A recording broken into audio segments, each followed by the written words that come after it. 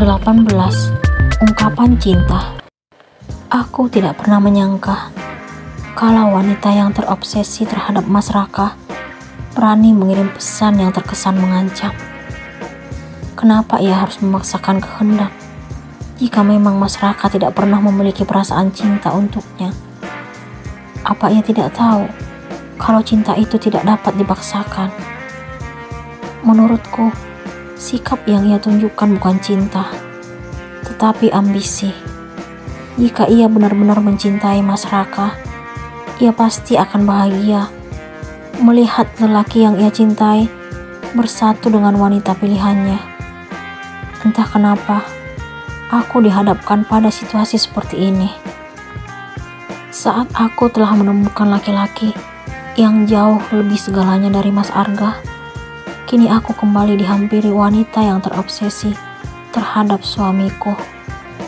Walaupun ia tidak menemuiku secara langsung, tetapi semua isi pesannya selalu menuduhku merebut hak miliknya. Kenapa sayang? Mas Raka memegang lenganku. Mas baca sendiri aja pesannya. Aku pun menyerahkan ponselku kepadanya supaya ia melihat pesan masuk tersebut. Ternyata dia masih nekat ganggu kamu. Padahal saya udah kasih peringatan. Apa sih maunya? Wajah Mas Raka tampak mengalami perubahan. Sepertinya ia kesal setelah membaca pesan di ponselku. Saya juga nggak ngerti, Mas. Terus terang, saya takut dengan ucapannya. Aku jujur mengatakan apa yang kurasakan kepada Mas Raka. Ia meraih tubuhku, lalu mendekapku. Kamu jangan takut sayang. Saya akan selalu menjaga dan melindungi kamu. Ia mendaratkan kecupan di keningku, hingga membuatku terharu dan olahraga jantung. Ternyata, seperti ini rasanya dipeluk oleh suami sendiri. Benar-benar sangat nyaman. Jika berada di dekatnya seperti saat ini, aku tidak akan merasa takut terhadap wanita yang mengirim pesan kepadaku. Namun, kami tidak mungkin selalu bersama dalam setiap waktu, karena kami juga memiliki kegiatan masing-masing saat pagi hingga sore hari. Aku tidak habis pikir, kenapa ada wanita yang ingin memiliki pasangan orang lain? Apa ia tidak ingin dicintai seseorang dengan tulus? Ternyata bukan hanya Santi yang memiliki selera merebut kekasih wanita lain, karena saat ini masih ada Santi kedua. Kita istirahat aja ya. Jika kamu belum siap malam ini, kamu tenangkan pikiran dulu. Mas Raka pun melepaskan pelukan, lalu merebahkan tubuhku. Aku sangat mengerti apa maksud ucapannya tadi. Tebakannya sangat tepat, karena kenyataannya aku belum siap menjalankan tugasku sebagai istri saat ini. Ia pun turut merebahkan diri di sampingku, hingga kami saling berpandangan. Semoga ia tidak mendengar irama detak jantungku yang kini makin cepat dan tidak beraturan. Aku selalu tidak kuasa mengontrol diri saat berada di dekatnya. Aku merasa deg-degan. Kamu blokir aja nomor Clara. Saya nggak mau lihat kamu tertekan karena membaca chat darinya. Mas Raka kembali membuka suara sambil mengusap pipiku. Iya Mas. Saat ia menyebut nama Clara, entah kenapa pikiranku tertuju pada tetangga masa kecilku. Mungkinkah mereka orang yang sama? Bagaimana caranya agar aku mengetahui yang sebenarnya? Apa mungkin Mas Raka mengetahui akun media sosial Clara yang ia kenal? Lebih baik aku bertanya saja. Apa Mas tahu akun sosmed wanita itu? Enggak sayang, saya tidak pernah ingin tahu tentangnya. WA-nya juga nggak pakai foto sendiri. Ternyata aku gagal untuk mencari tahu tentang wanita yang mengirim pesan kepadaku. Kenapa kamu ingin tahu akun sosmednya? Tanya Mas Raka. Saya pernah punya tetangga dengan nama yang sama. Saya hanya ingin memastikan apakah mereka orang yang sama atau bukan. Sebenarnya, saya tidak berniat untuk menuduh karena menurut saya, Clara yang saya kenal tidak mungkin berbuat seperti itu. Aku memberikan penjelasan kepadanya. Jadi, kamu punya teman bernama Clara? Kok bisa kebetulan ya? Oh ya, jangan terlalu percaya pada orang lain, walaupun teman sendiri. Rambut sama hitam, tapi hati gak ada yang tahu. Kamu pasti gak lupa kalau sahabat yang juga merupakan tetangga kamu pernah mengkhianati kamu. Sungguh, aku benar-benar terharu karena Mas Raka sangat jelas mengetahui tentang pengkhianatan Santi. Apa ia selalu mengikuti kegiatanku selama ini? Sebesar itu rasa peduli dan perhatiannya terhadapku. Cintanya sangat luar biasa. Sayang, kita sholat subuh yuk. Aku pun terbangun mendengar suara Mas Raka. Ternyata jam dinding telah menunjukkan pukul 5:05 WIB. Mas udah bangun? Aku pun segera duduk.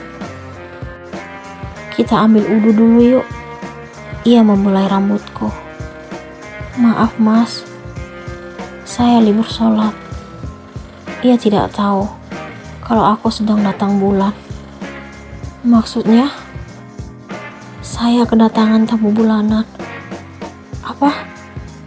Jadi, malam pertama kita tertunda lagi sayang. Sikap Mas Raka yang dulu dan sekarang sangat jauh berbeda. Apa mungkin karena kami sudah resmi menjadi suami istri? Ia makin jelas menunjukkan cinta dan kasih sayangnya kepadaku. Ia juga tidak canggung untuk mengatakan tentang malam pertama. Namun, aku lebih suka dengan dirinya yang sekarang. Tidak terkesan kaku. Maafin saya, Mas.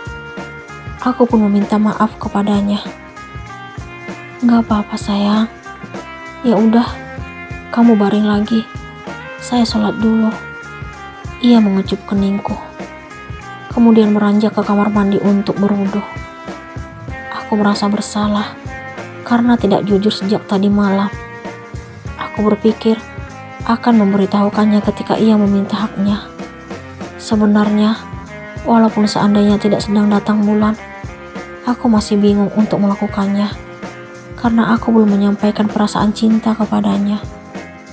Kenapa serumit ini sih untuk mengatakan kalau aku juga mencintainya? Padahal dulu aku dengan mudah mengeluarkan kata itu kepada Mas Arga. Harusnya aku tidak perlu canggung lagi sekarang, karena aku dan Mas Raka adalah pasangan halal.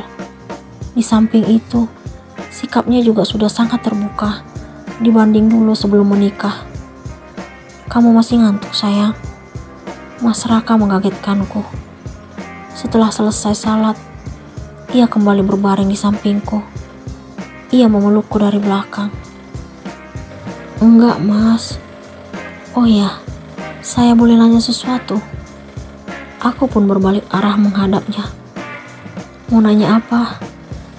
Ia menyelipkan poni panjangku yang hampir menutupi mata. Jika saat itu saya menolak lamaran Mas, apa yang akan Mas lakukan?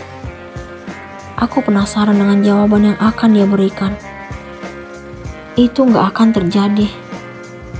Kok Mas bisa seyakin itu? Aku sedikit terkejut mendengar balasannya.